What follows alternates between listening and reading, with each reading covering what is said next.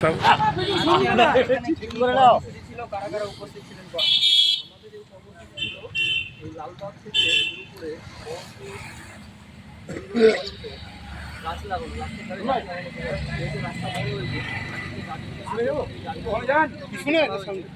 এবং রাস্তার ধারে রোদ তাপমাত্রা বেড়েছে সেই জন্য আমরা গাছ লাগাচ্ছি এবং আমাদের যে জায়গা রয়েছে সেখানে গাছ লাগানোর পরিকল্পনা এই কর্মসূচি আজকে আমরা শুরু করলাম।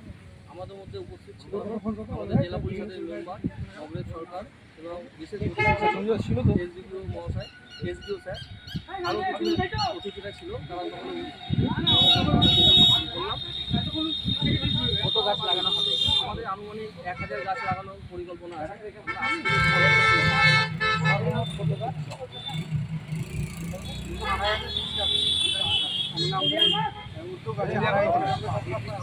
কতটা পারে যায় সেই বিষয়ে চেষ্টা চালিয়েছি। 2500 টার্গেট আছে আমাদের 2500 কাজের উদ্যোগে